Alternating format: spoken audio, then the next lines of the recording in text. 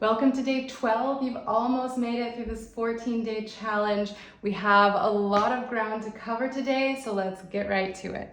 Let's go nice and slow on our A minor scale. We're not going to repeat the eighth top today. 1, 2, ready, go.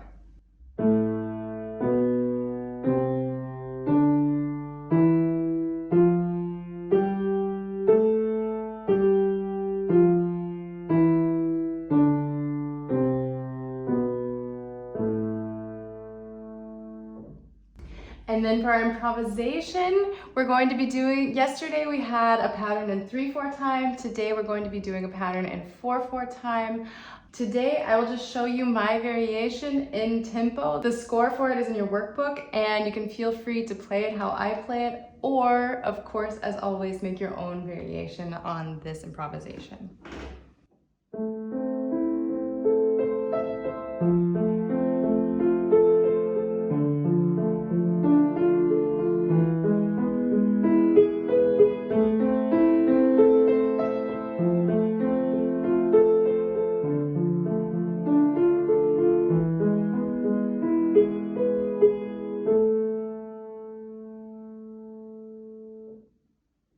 Really briefly, I promised that we would start talking a little bit more about chords.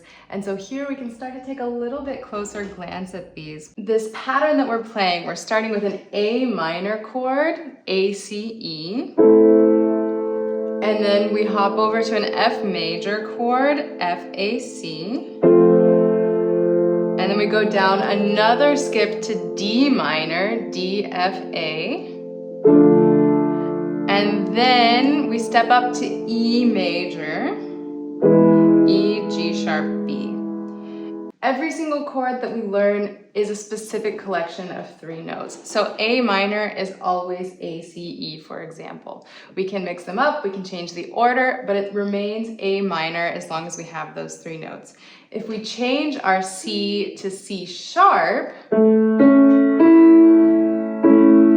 then it becomes major. We're not going to go too much in depth in the difference between major and minor in the scope of this challenge. There are a lot of new things coming where you can look into that more in depth with me, but here we're just kind of learning a few basic patterns. So until now, we've learned a C major scale, we've learned an A minor scale, we've covered that a couple of times now, F major, D minor, E major, and G major, which is actually a lot of chords considering that we're not even 2 weeks into this challenge. We're not even 2 weeks into our piano journey necessarily. If you started from 0 when you were starting this challenge, that's really a lot of ground to cover.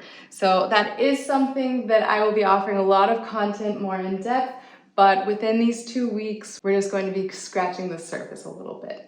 It's time for our rhythm drills. We have 1 and 3/4 time, 1 and 4/4 time, pretty straightforward rhythms. So I'm going to give you a fairly quick tempo and let's see how it goes. 1, ready, go.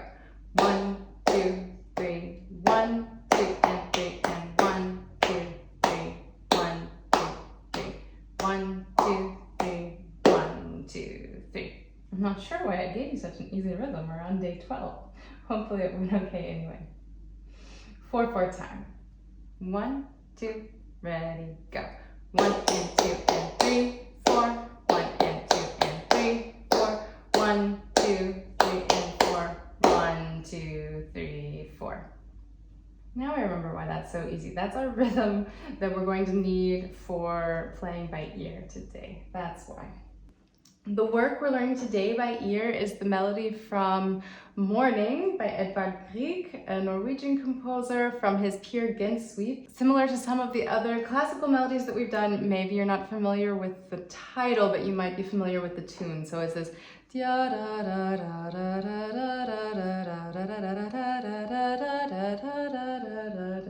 and that's the entire melody. It is something that you can repeat several times and it does still sound nice. It doesn't get old or annoying listening to it. It is something that you can test out many times and really get it under your belt without getting sick of it, I think. So I'm going to be showing it to you with my left hand. I'm going to start on middle C, and if we think through the melody again, we have da da da da We're going down, and you might hear that we're starting immediately with some sort of skip. So maybe, I told you that we often start with fourths, so maybe it's jumping down a fourth. Not a fourth, it's just a third. And then after that, is a stepping pattern.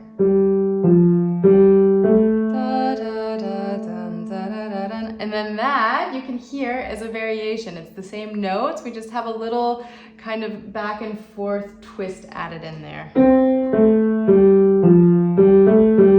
Now we have something different. Da, da, da, da, da, dum. Da, da, da, da. And that's back to the same. But let's take a look at that other part in the middle that's different. Da, da, da, da, da, da. So what you can do there is you might notice, okay, this is still familiar, but then it's going somewhere else, but it's still jumping to the same point that it was jumping to before. So before we were jumping from C to A, and now we're jumping from D to A. Just we spread that stretch out just a little bit. Similar to what we had in Happy Birthday, actually.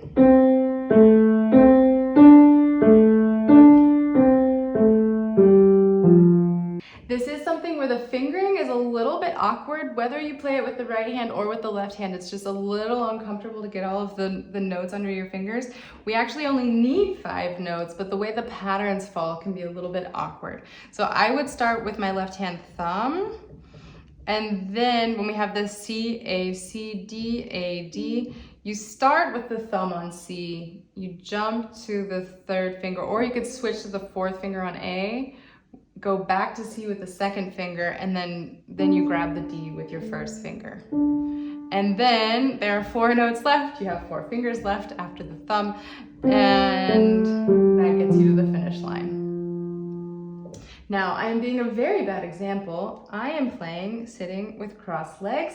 That is something that we really don't want to be doing. It's partly because I'm kind of at the piano and talking to you. However, that's no excuse. I should be setting a good example, and we do want to have our feet on the floor. We've talked about good posture all the way back on the first couple of days, and that's something that doesn't change. It does get tempting to kind of get really settled in at the piano, but we do want to always be using good posture, especially once you start playing more advanced repertoire and you're spending more time at the piano because you're practicing more time. You'll really start to notice that it becomes uncomfortable if we're not using good posture while we're playing. So yesterday we started some new landmark notes, and today we're going to practice those a little bit again. So I'm sure you remember we have G, C, F, our middle C's there in the middle, and then in the treble clef we again have G, C, F.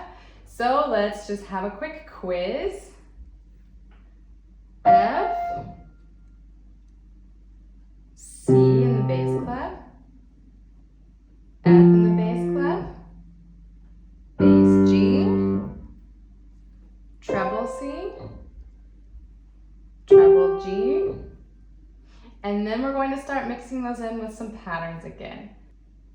So here, we're starting on our C, C, E, G, E. Here we're starting on bass C, and we're jumping down to a landmark note. Here we're starting on our landmark F, F, G, F, D. Here, pretty straightforward, we're just stepping up from our bass G. G, A, B, C. Here, we're skipping. This might ring a bell from Swan Lake a little bit. We're starting on bass C, skipping down, skipping up, skipping up. C, A, C, E. If you're paying attention, that's also our A minor chord that we had in our improvisation today. F, G, F, C. C, F, E, D. G, E, B, G. And that's it. How how did that go for you today? Yesterday in Swan Lake, we took a look at the melodic figures, and today we're going to be taking a look at the accompaniment figures. We're going to go through it fairly quickly because the patterns aren't so complicated, but there are a few things to talk our way through. Today, in our landmark notes, we have this new one. We have this low G and this high F. Those are going to serve us well here, especially in the left hand, and the right hand more for the melody. But we're starting right above that G line on the A. As you can see, we have a lot of fifths here, and then we have a sixth mixed in, kind of like we did in Happy Birthday. And if it's ever problematic reading that sixth, it is jumping to your landmark F, so it's still a note that you should be able to recognize pretty well. If there's any hesitation, of course, it's a different thing reading it in a reading quiz and in the context of a piece with a lot of distracting information.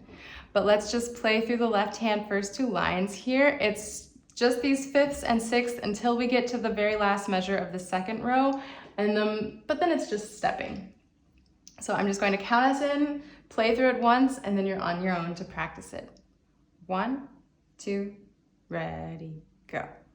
1, 2, 3, 4, 1, 2, 3, 4, 1, 2. Thumb stretches to F, 4, back, 2, E, 4, 1, 2, 3, 4, 1, 2, 3, 4, 1, 2, 3, 4, 1, 2, 3, 4.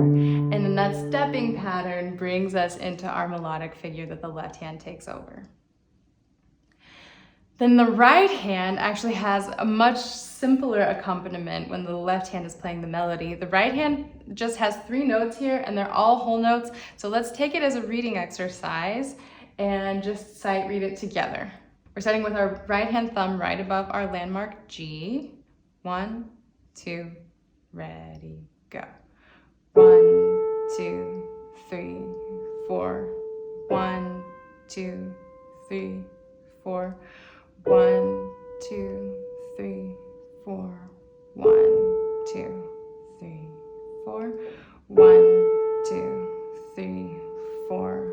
1, 2, 3, 4. 1, 2, 3, 4.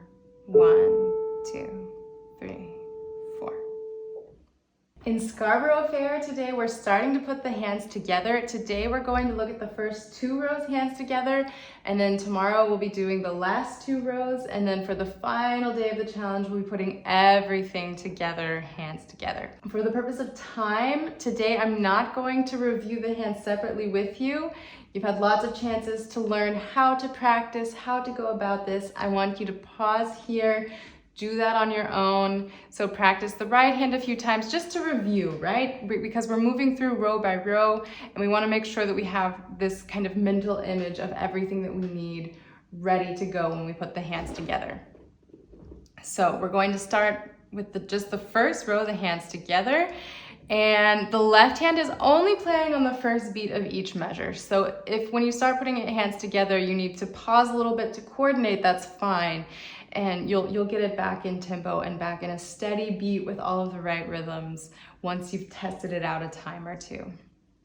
So I'll walk you through anything that's tricky here. Let's just go together. 1, 2, ready, go. 1, 2, 3. 1, 2, 3. 1, 2, and 3. 1, 2, 3. 1. And I would go ahead and play that first note in the second row just so that you kind of are anticipating this transition there. The nice thing here about the fingering, so we're starting with the first 2 measures. Both hands are actually only playing with the first or 5th finger. And then when we get to the second measure, the hands are actually playing the second finger at the same time also. And that's something that our brain really likes. Our brain really enjoys that type of symmetry. It's much easier for the brain to handle than patterns that are parallel, for example. Practice that a few more times on your own, and then let's move forward with the second row. So then we've already taken a look at our fifth here, and the left hand is exactly the same. We know that already from practicing it hands separately. And I do want you to start with your hand still on the thumb on G in the right hand, so that you have to actively practice this transition over to the A. So let's give that a try. 1, ready, go. 1, 2, 3, 1, 2, 3, 1, 2, 3, 1, 2, 3, 1, 2. And that's also pretty straightforward. That's also a lot of symmetry in the motion of the hands. So I think you'll be really fine putting that hands together on your own. As always, if you have any questions, drop them in the comments below. I'll be sure to get back to you, and I'll meet you back here tomorrow. Happy practicing.